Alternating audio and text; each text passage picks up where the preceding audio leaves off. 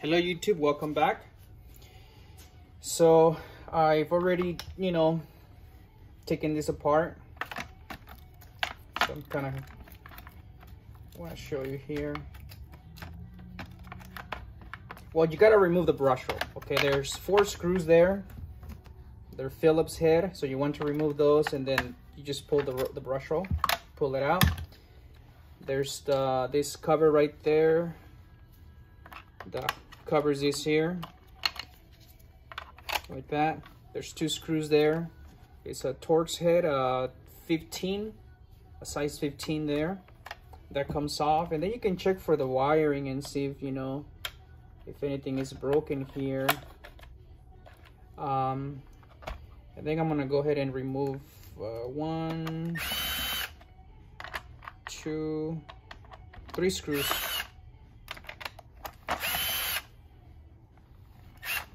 Okay.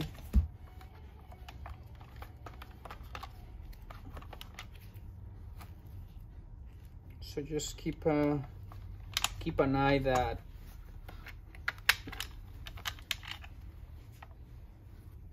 one screw is shorter, and that one goes right there. Okay. So now having those screws out, I should be able to remove this here, and there you have it. So you can test for any problem in here. So this is 120 volts going in here.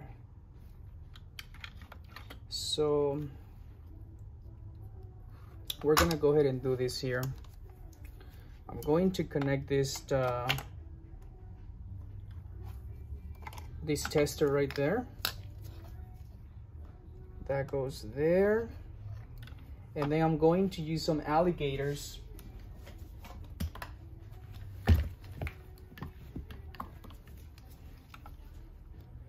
Make sure they have, if you have alligators, make sure you do have, some sort of rubber coating there, because you don't want any wires touching in there.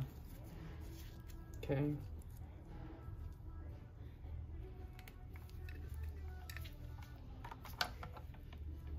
Okay, and then I'm gonna plug in this to the power supply. I'm gonna be putting 110 volts.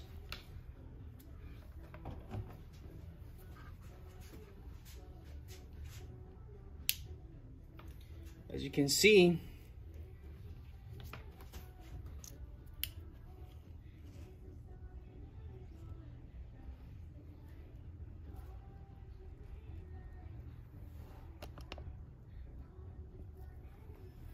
I got my switch here, on and off switch there. I have the tester is going to tell me if I'm getting the right amount of 110 volts in the motor, and you see it's turning orange, so that means that everything is fine, but the motor is bad. So you need to replace. You can either get a new power head, or you can just, I'm not sure that motor is available. I have to check and see.